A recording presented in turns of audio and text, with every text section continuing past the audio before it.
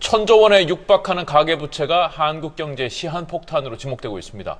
부채가 있는 가구 열의 넷은 이자만 겨우 갚아가는 수준이라서 문제가 더 심각합니다. 네, 정부가 대출 금리를 낮춰서 상환 부담을 덜어주는 대책을 내놓고는 있는데요. 제도가 다양합니다. 필요하신 분들은 살펴보시기 바랍니다.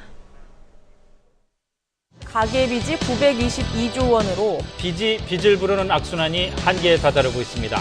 가계부채 천조 원 시대.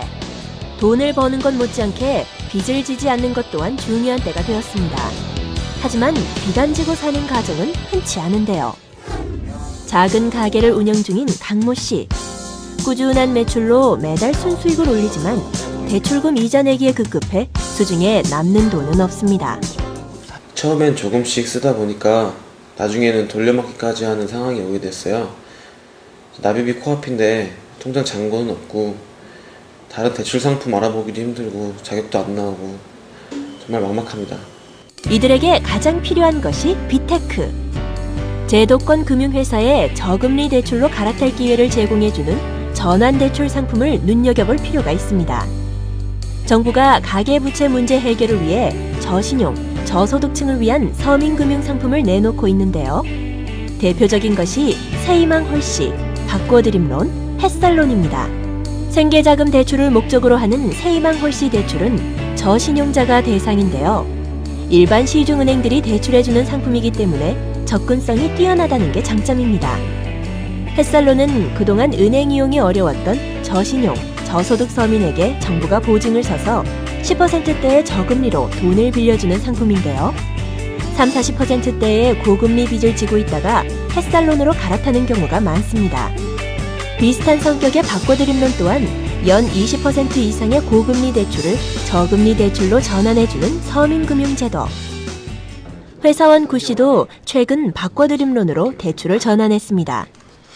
우연히 뉴스를 보다가 신청하게 되었는데 40%에 육박하는 높은 금리가 많이 부담이 되더라고요. 버는 돈마다 다 이자로 나가고 남는 게 하나도 없었는데 지금은 낮은 이자로 대안을 해주신다고 하니까 원금은 조금씩 갚아야겠구나 싶고요. 하지만 이런 대출 상품들도 신청 자격이나 한도 등이 다르고 서류가 까다로워 서민들에게 혼란을 준다는 지적이 많습니다. 이럴 때 금융 컨설팅 회사의 도움을 받을 수도 있습니다. 신용도와 소득을 고려해 서민 금융 상품을 찾아주는데요.